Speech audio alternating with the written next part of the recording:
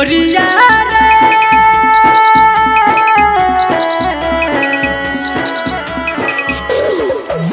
गोरिया रे मुश्किल लगेला जान मार रे गोरिया रे मुश्किल लगेला जान मार रे कोयल जैसे बोली सुनी कोयल जैसे बोली सुनी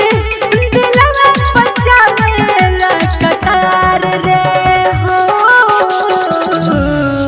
गोरिया रे मुश्किल लगेला जान मार रे गोरिया mix by Sanwariya digital recording studio Rahima मोड़ भोपाल। डीजे उमेश सुखीपुर बाजार। छमा छम पाँव के पायल करेला जियरा घायल तोहरा मोहनी सूरतिया के भइली हम कायल छमा छम पाँव के पायल करेला जियरा घायल तोहरा मोहनी सूरतिया के भइली हम कायल रेशम जैसे बाल तोहार होठवा चटकार बा झील जैसे नैना चेना छीनले हमार बा रेशम जैसे बाल तोहार होठवा चटकार बा झील जैसे नैना चेना छीनले हमार बा झील जैसे नैना चेना छीनले हमार बा सोनवा के पानी चढ़ल सोनवा के पानी चढ़ल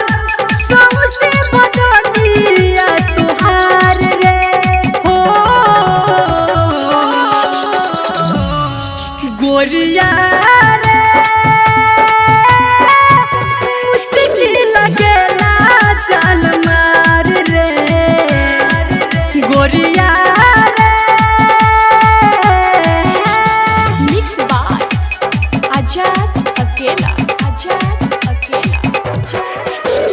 डीजे उमेश सुखीपुर बाजार। मुश्किल लगेला जान मार चाहत बा जिंदगी में आजा प्यार के दीप जला जा सुखल बगिया के हमारा रानी फुलवा खिला जा चाहत बा जिंदगी में आजा प्यार के दीप जला जा सुखल बगिया के हमारा रानी फुलवा खिला जा पीछे तुहरा पड़ल बड़े जख्मी प्रदीप हो चंदन के साथ तू लगावतार प्रीत हो पीछे तुहरा पड़ल बड़े जख्मी प्रदीप हो चंदन के साथ तू लगावतार प्रीत हो